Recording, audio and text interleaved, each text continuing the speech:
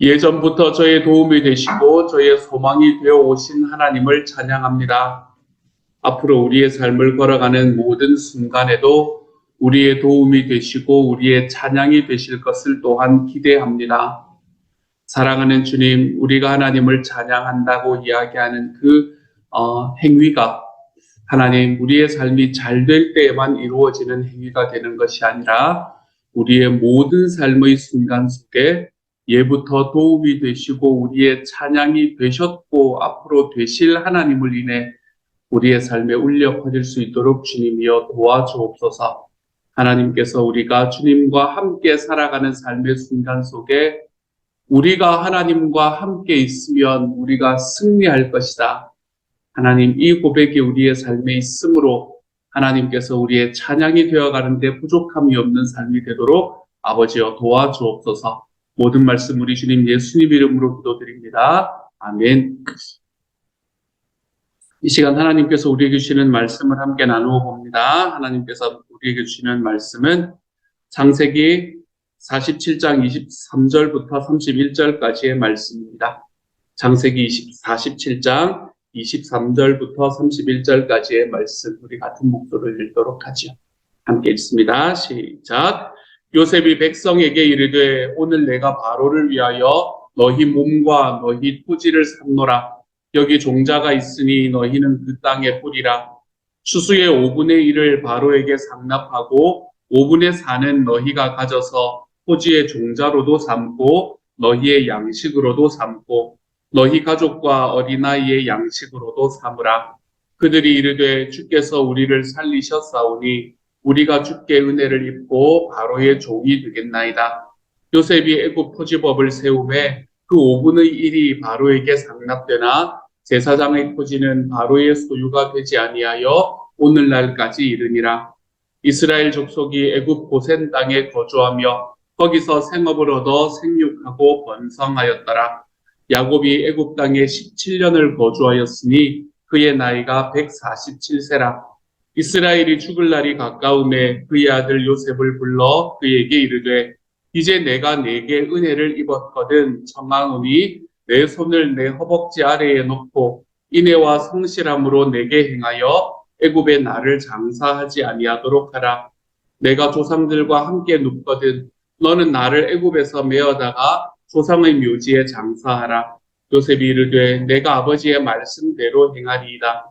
야곱이 또 이르되 내게 맹세하라 하매 그가 맹세하니 이스라엘이 침상머리에서 하나님께 경배하니라. 아멘. 아멘. 이집트의 토지법이 완성이 되는 모습을 봅니다. 이 부분에 대해서는 제가 어제 여러분에게 한번 말씀을 드렸지요. 이집트의 토지법은 어떤 토지법이었나 하면 모든 이집트의 백성들의 토지들이 이 바로에게로 들어가는 이제 바로에게로 다 속해지는 상황이 되는 겁니다. 그렇죠? 그렇게 바로에게 속해지는 상황 속에서 이집트에 있는 사람들은 그 모든 것들 중에서 5분의 1, 그러니까 20%만 나라의 세금으로 내는 것이었고, 그리고 나머지 5분의 4는 자기들이 먹고 살 수 있는 그 식량으로 삼게 만드는, 이제 요런 게 그때 당시에 요셉이 만들었던 이집트에서의 이 토지법의 핵심이 되는 겁니다. 우리가 이런 것들을 요즘의 시대에 그걸로 단어로 표현을 하면 토지공개념이라고 이야기를 하는 그런 내용들이라는 것을 우리가 볼 수 있게 됩니다. 토지공개념이라고 이야기하는 것은 토지는 사실은 개인이 가지는 것이 아니라 공적인 개념이다라고 이야기하는 이야기가 바로 토지공개념이라는 이야기입니다. 이거를 이 공산주의하고 이렇게 헷갈려서 생각을 하시는 분들이 계시는데 공산주의와 이 토지공 개념은 조금 다른 개념이라고 생각을 해도 괜찮을 것 같아요. 저도 예전에는 이 말씀을 보면서 이게 요셉이 사회주의 국가, 공산주의 국가를 세우는 그런 마음을 가졌었구나라는 생각을 했던 때도 있었었거든요. 제가 그거 하지 않았을 때, 이 신학을 하지 않았을 때는 그런 생각을 하기도 했었었는데 보면 볼수록 지금 요셉이 하고 있는 이야기는 공산주의, 사회주의 국가를 건설하는 방향이 아니라 이 토지가 나라의 것이다, 토지가 공적인 것이다 라고 이야기하는 이 토지공 개념을 실현하고 있는 이야기구나라는 것을 계속해서 느낄 수 있게 됩니다.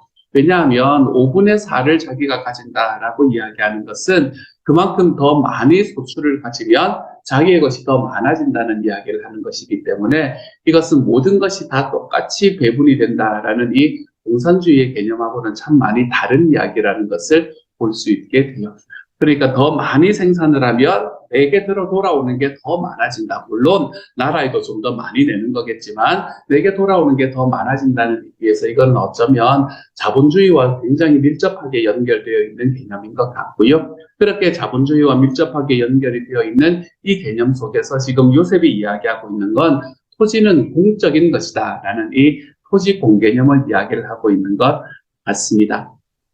요즘에 이야기가 많잖아요. 그렇죠?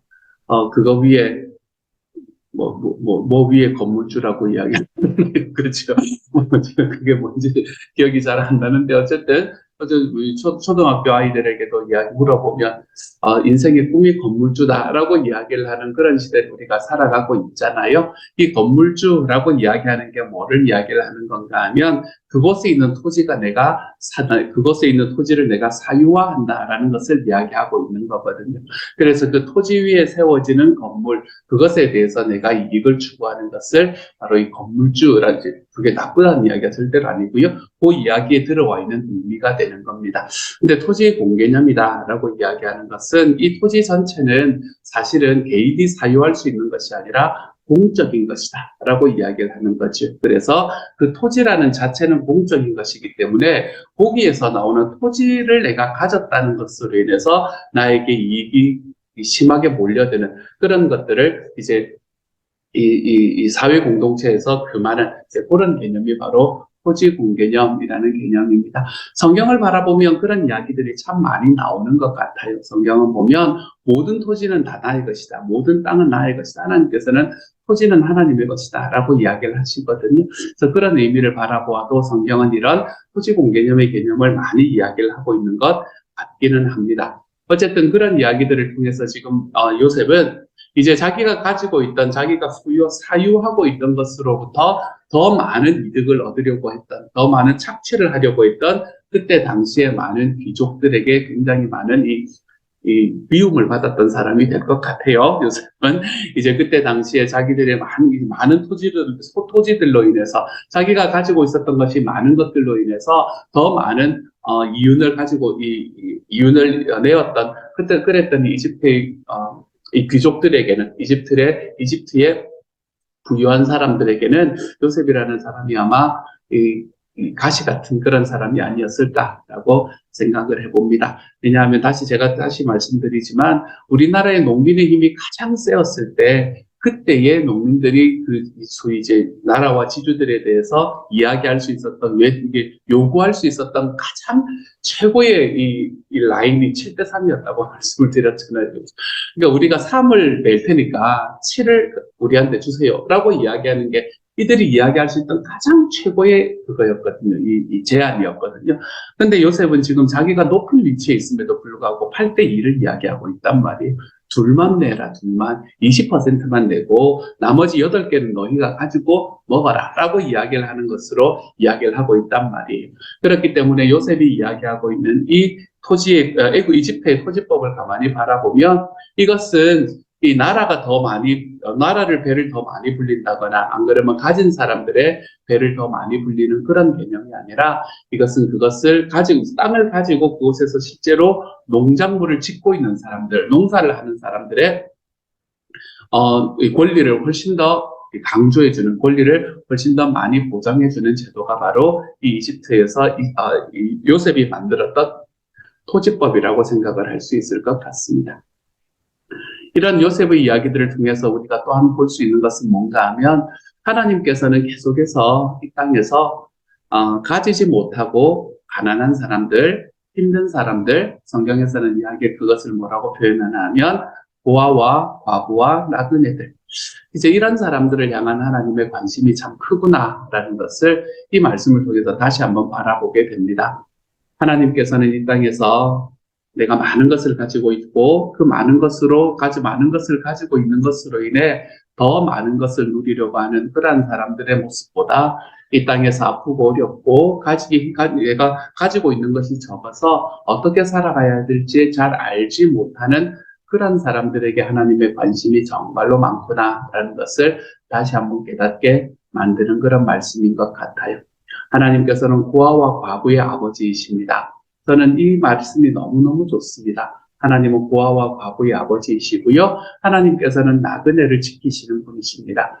이 고아와 과부와 나그네, 미망인이라고 하십시다. 고아와 미망인과 나그네, 이러한 사람들의 특징은 그 당시 사회에서 사회 보장을 전혀 받지 못하는 사람들이라는 뜻이 그 안에 들어와 있습니다. 그때 당시에는 아버지 중심이었고 남자 중심이었기 때문에 고아와 미망인들은 절대 사회 보장을 받을 수 있는 사람들이 아니었습니다. 나그네도 마찬가지였지요. 소위 이방인이라는 사람들. 그곳에 자기의 권리가, 자기가 살고 있는 곳에 자기의 권리가 하나도 없던 그 사람들.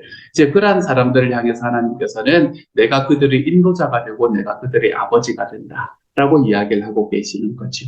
성경의 하나님은 절대로 내가 지금 충분히 잘 누리고 있는데 그 누리고 있는 것을 넘어서 좀 더 많은 것을 누리기를 원합니다 라고 이야기하는 사람들을 향해서 하나님께서는 하나님의 손길을 내밀어 주시는 분이 아니라는 사실을 우리는 좀 기억하시기를 바랍니다. 하나님께서는 끝까지 고아와 과부의 아버지다. 고아와 미망인의 아버지다. 나는 이 나그네를 인도하는 나그네의 인도자다. 이야기하시는 이 하나님의 말씀을 좀 말씀에 귀를 기울일 수 있기를 소망합니다. 하나님께서 그러한 분이 되어주신다면 저와 여러분이 예수님을 믿고 예수 그리스도를 알고 살아가는 사람이라면 우리도 그러한 하나님의 모습을 좀 쫓아서 나아가는 삶을 우리가 살아가야 하지 않겠습니까?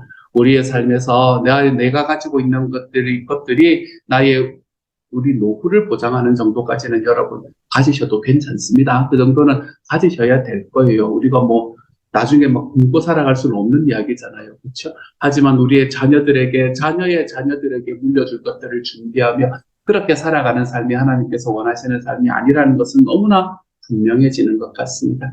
얼마 전에 제가 한국의 뉴스를 들으면서 참 마음 아픈 이야기를 들었습니다. 마음이 아프다고 해야 될지 안 그러면 지혜롭다고 해야 될지 잘 모르는 이야기이긴 하겠지만 저는 개인적으로 너무나 아쉽고 마음이 아픈 이야기를 들었습니다. 요즘에 한국에 왜 부동산이 좀 떨어진다고 이야기하지 않습니까? 그렇죠? 이렇게 그거 하는 상황 속에서 이제 거래들이 굉장히 낮은 가격에서 상상하지 못할 가격에서 거래들이 일어나는 것들이 한두 건이 있는데 그런 것들은 주로 어떻게 뭐로 일어나나 하면 자기의 부모님에게서 자녀들로 이렇게 상속이 되는 양도가 되는 그런 쪽으로 일어난다는 이야기를 하더라고요. 왜 그렇게 하나 하면 그렇게 하면은 조금 더 세금을 아낄 수 있고 그렇게 하면 조금 더 자기들이 그거 하는 납부해야 되는 것을 조금 더 아낄 수 있기 때문에 그렇다라는 이야기를 하는 것을 제가 본 적이 있습니다.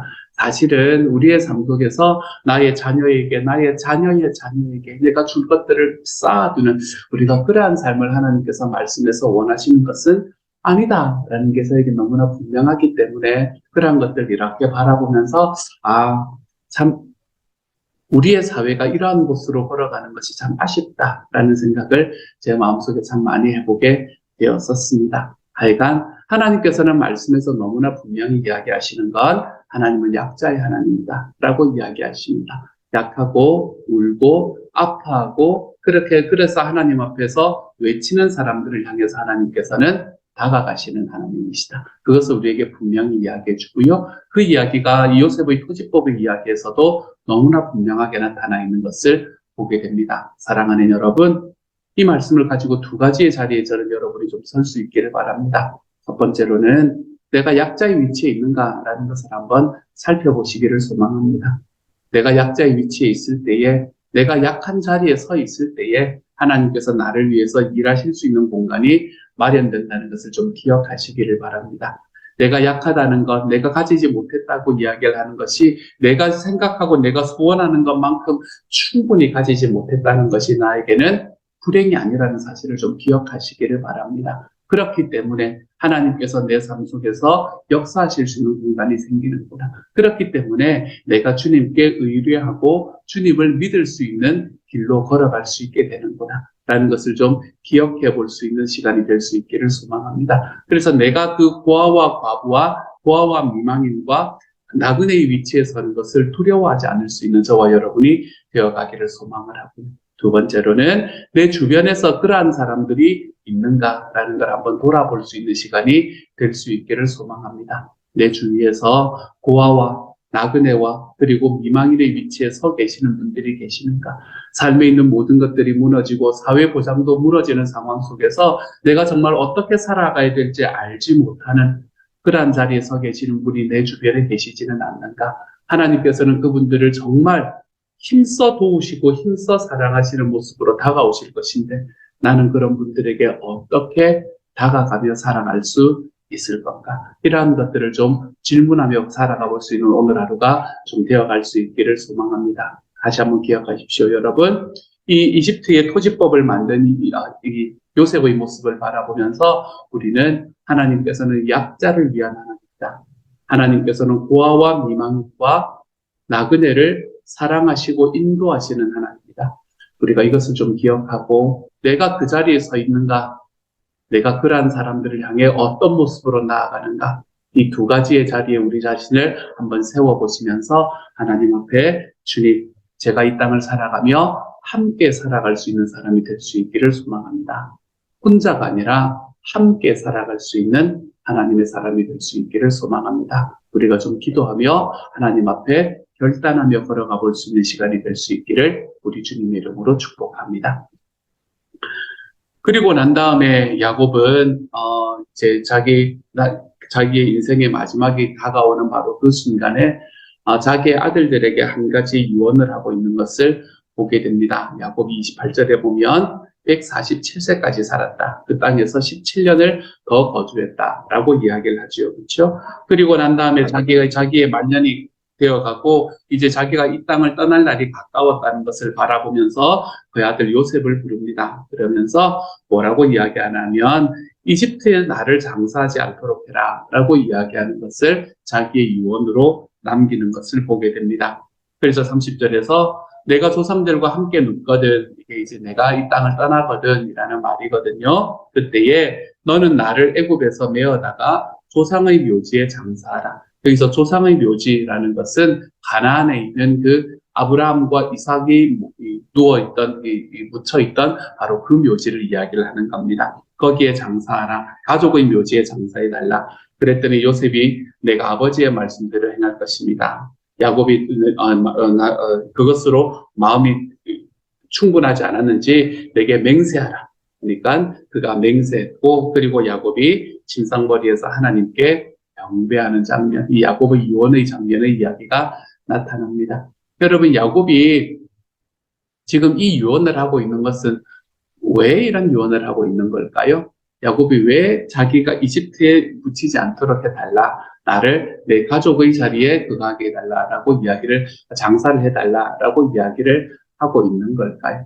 야곱은 지금 이집트에서 살아가면서 얼마나 편하게 살았겠습니까? 그렇죠? 사실은 이집트에서 가장 좋은 땅에, 이집트라고 이야기하는 곳이 그때 당시에 전 세계라고 하면 안 됩니다. 충분히 완전했기 때문에 그래요.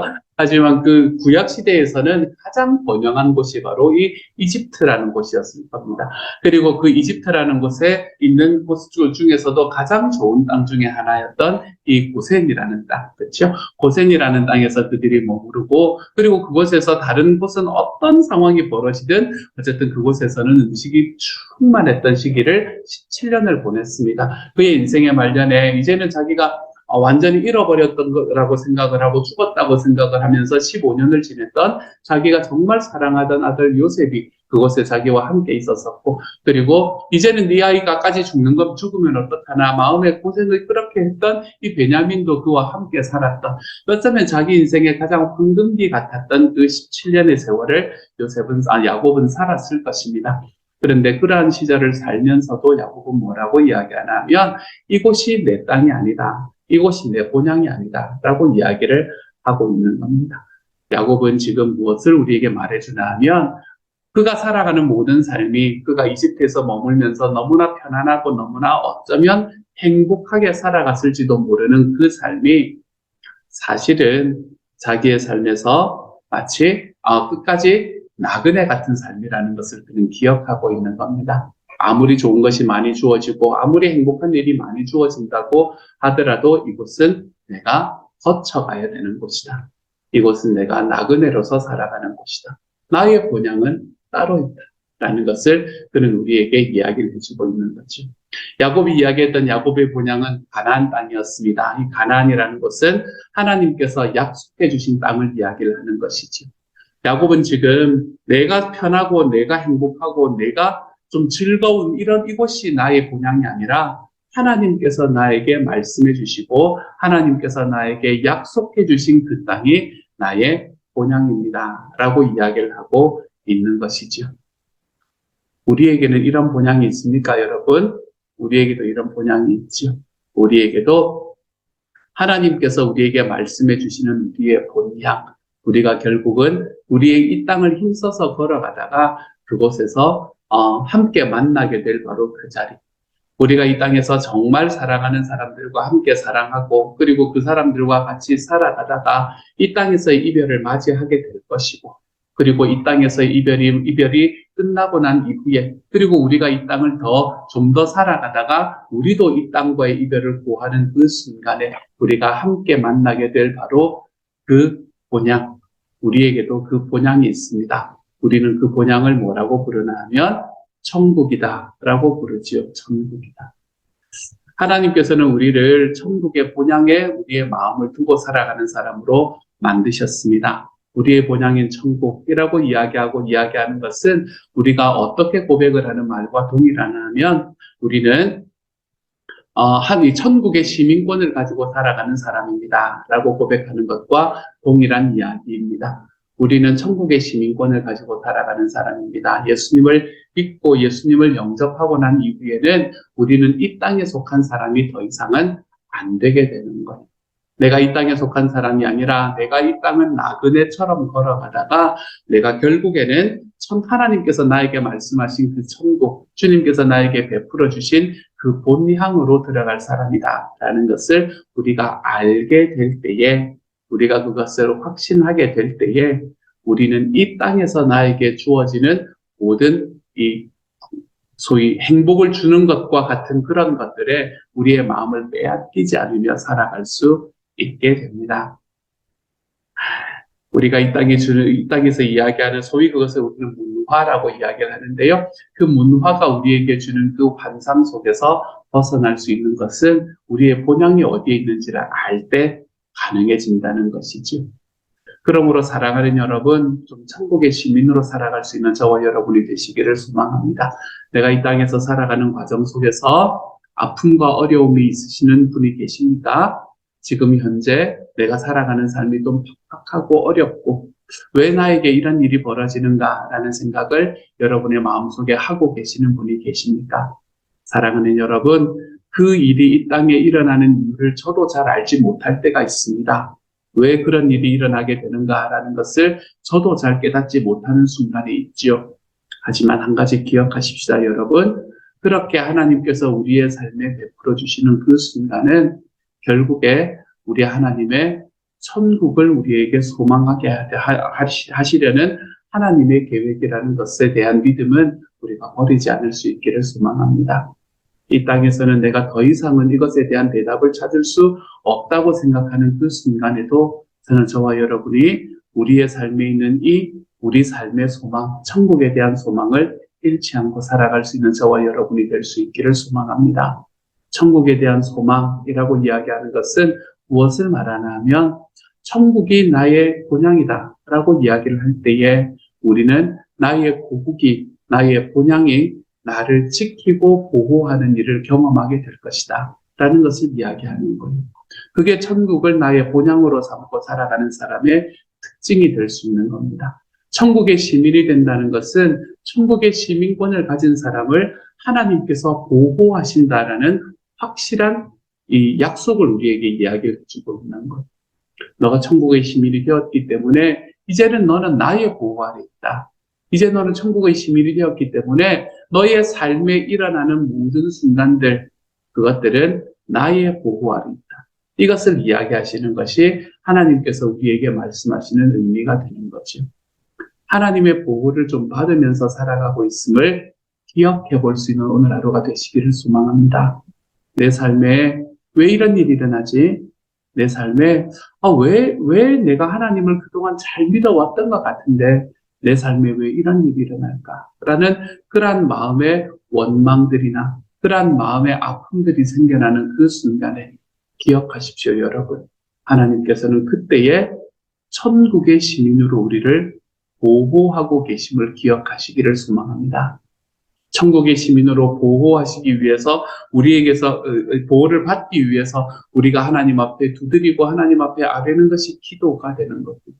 그렇게 하나님 앞에 기도하며 대사관 문을 두드리듯이 하나님, 내가 당신의 도움이 필요해요 라고 이야기할 때 우리의 삶에 찾아오셔서 우리를 보호해 주시기 위해서 천군 천사를 움직이시는 분이 바로 내 하나님을 기억하시기를 소망합니다. 그래서 우리가 이 땅을 살아가며 내가 이 땅이 전부가 아니라 나의 삶의 소망은 우리 주님의 나라에 있습니다. 우리가 그것을 기억하고 천국의 보호를 내 하나님의 보호하심을 우리의 삶에 충만히 경험하며 살아가 볼 수 있는 저와 여러분이 되어가시기를, 그것이 저와 여러분의 삶에서 좀 경험되는 오늘 하루가 되어가시기를 우리 주님 이름으로 축복합니다. 함께 한번 기도하겠습니다. 사랑하는 하나님, 하나님께서 요셉을 통해서 우리에게 이야기해 주시는 이야기, 요셉의 토지의 법을 통해서 우리에게 이야기해 주시는 말씀은 하나님은 가난한 사람과 약한 사람들에게 관심이 많다는 바로 그 사실입니다. 주님, 내가 그런 사람이 된 것에 감사하게 하시고 그러한 이들을 내 삶에 볼 때에 하나님이여, 내가 어떠한 마음과 어떠한 모습으로 나아가고 있는지를 다시 한번 돌아볼 수 있는 시간이 될 수 있도록 오늘 하루를 지켜보아여 주옵소서. 사랑하는 아버지, 아버지께서는 이 땅을 살아가는 과정이, 우리가 살아가는 과정이 나그네와 같은 과정이다. 우리에게는 결국 돌아갈 본향이 있다라는 것을 이 야고보 유언을 통해서 우리에게 말씀해 주십니다. 주님, 우리가 걸어가야 되는 우리의 본향, 그 천국의 본향을 향해서 한 걸음씩 걸어가는데 부족함이 없게 하여 주시고, 내 삶에 어떤 삶의 경험을 하더라도 내가 천국의 시민이니 내 주님께서 나를 보호하신다라는 그 분명한 확신 안에서 하나님 앞에 살아갈 수 있도록 주여 도와주시고, 내 삶의 아픔과 어려움 속에서도 하나님 그 일들이 경험되어 볼 수 있는 하나님의 사람이 되도록 주여 도와주옵소서. 모든 말씀 우리 주님 예수님 이름으로 기도드립니다. 아멘. 하늘에 계신 우리 아버지여, 이름이 거룩히 여김을 받으시오며 나라의 마옵시며 뜻이 하늘에서 이룬 것 같이 땅에서도 이루어지이다. 오늘날 우리에게 일용할 양식을 주옵시고 우리가 우리에게 죄 지은 자를 사하여 준 것 같이 우리 죄를 사하여 주옵시고 우리를 시험에 들게 하지 마옵시고 다만 악에서 구하옵소서. 대개 나라와 권세와 영광이 아버지께 영원히 있사옵나이다. 아멘.